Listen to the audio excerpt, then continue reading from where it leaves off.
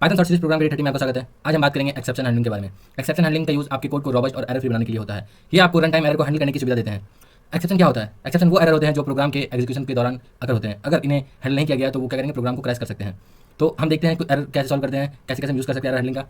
तो मेरे साथ फाइल बना और कोड लिखो। सबसे पहले हम देखेंगे एरर क्या है। ये देखिए, ये क्या एक तरह का एरर है। कौन सा एरर है हमारा? जीरो, जो कि डिवीजन नहीं हुआ जीरो से। जब इस कोड को रन करते हैं, ये देखिए हमें एरर शो करेगा। ये देखिए यहाँ पे हमें ये एरर शो किया, zero division error, division by zero, जो कि ये सही नहीं है। अब हम देखिए इसी एरर को जो इसने शो किया, अब हम इसको ट्राई और एक्सेप्ट ब्लॉक में लिखेंगे। यानी कि ट्राई में यदि हम ये रिजल्ट हम लिखेंगे 10 डिवाइड बाय जीरो, अगर ये एरर को देगा तो वो कहाँ चला जाएगा? एक्सेप्ट में, यानी कि जीरो डिवीजन एरर में शो करेगा हमें। और फिर क्या प्रिंट करेगा हमारा? Error division by zero is not allowed. अब हम इसको रन करते हैं, ये देखिए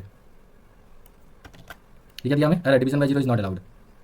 देखिए अब हम देखेंगे क्या, मल्टीपल एक्सेप्ट ब्लॉक, यानी कि आप मल्टीपल एक्सेप्शन को हैंडल करने के लिए अलग अलग एक्सेप्ट ब्लॉक का यूज कर सकते हैं। यानी सबसे पहले हम ट्राई ब्लॉक लेंगे, जिसके अंदर हम वेरिएबल लिखेंगे क्या, वैल्यू, उसी से हम इंट लिखेंगे, फिर इनपुट, फिर इंटर नंबर, यानी कि यूजर से हम एक इंटीजर नंबर लेंगे जो कि रिजल्ट फिर एक अलग दूसरा वैल्यू बना, जहाँ पे क्या होगा, 10 होगा, डिविजन होगा किसी वैल्यू से। अब देखिए यहाँ पे हमने दो तरह का एरर लिया। या पहले हमने जीरो डिवीजन है, जो कि यदि वैल्यू का यदि यूजर हमें जीरो वैल्यू इनपुट करेगा तो जीरो डिवीजन एरर होगा। और अगर कोई इनवैलिड नंबर देता है तो वो क्या करेगा, invalid input, please inter number, जैसे कोई कैरेक्टर दे दिया उसने तो फिर वो क्या करेगा, एरर शो करेगा। अब ये देखिए, अब यदि हम इसको रन करते हैं, हमसे क्या मांगा, ये नंबर। अब इंटर नंबर हम देते हैं 5, हम इंटर करते हैं, ये देखिए ये कोई एरर नहीं दिया हमें। लेकिन अब इसको दोबारा चलाएंगे, अब हम यहाँ पे नंबर नहीं किया जीरो, ये देखिए क्या हमें ये एरर शो कर देगा। ये क्या, जीरो डिवीजन एरर, क्या ये दिया हमें, division by zero is not allowed. देखिए ऐसे था हमारा अलग अलग एक्सेप्ट ब्लॉक का यूज। अब क्या हम देखेंगे, फाइनली ब्लॉक, यानी कि फाइनली ब्लॉक का यूज क्लीन अप एक्शन के लिए होता है। ये ब्लॉक हमेशा एग्जीक्यूट होता है चाहे वो एक्सेप्शन आए या ना आए। कैसे, ये देखिए अब जब इस कोड को रन करते हैं, देखिए क्या एरर आ गया। ठीक, ये सबसे पहले एरर दिया और साथ में ये भी इसने प्रिंट कर दिया, दिस विल ऑलवेज एग्जीक्यूट। ये प्रिंट कर ही दिया, एरर था, एरर नहीं भी आता तब ये क्या करता, हमें एरर ये लाइन में दिखाता, प्रिंट करता। अब हम देखेंगे राइजिंग एक्सेप्शन, यानी आप कस्टम एक्सेप्शन भी राइज कर सकते हैं यूजिंग द राइज कीवर्ड। कैसे, यहाँ देखिए हमने यहाँ एक फंक्शन बनाया, चेक नाम का, चेक एज। फिर हमने अगर एज यदि 18 से छोटा है तो क्या करेगा, एक एरर शो करेगा, जो कि क्या होगा हमारा, एज मस्ट बी एटलीस्ट 18। ये क्या है कि हमारा हमने खुद से राइज किया ये एरर।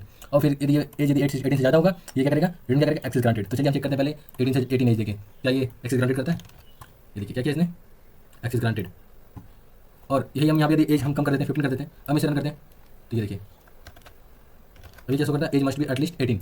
अब हम देखेंगे कस्टम एक्सेप्शन क्लास, यानी आप अपनी कस्टम एक्सेप्शन क्लास भी डिफाइन कर सकते हैं। कैसे, पहले हमने एक क्लास बनाया जिसके अंदर हमने कस्टम एरर लिखा, फिर हमने एक्सेप्शन लिखा, उसके बाद हमने इसे पास करा दिया, कुछ नहीं लिखा इसके अंदर। उसके क्या किया हमने, राइज किया गया custom error, this is a custom error, print होगा। और यदि कुछ एरर आया तो क्या होगा, प्रिंट ई। ठीक, हम यदि इसके अंदर हम इसको रन करते हैं, देखिए क्या आउटपुट आता है, या this is a custom error, यहाँ पे क्या होगा, प्रिंट हो गया, this is a custom error, जो कि हमने यहाँ पास करा वो यहाँ प्रिंट हो गया। तो ये था एक्सेप्शन हैंडलिंग का ओवरव्यू पाइथन में। Don't forget to like and subscribe for daily 60 second Python lesson. Thank you.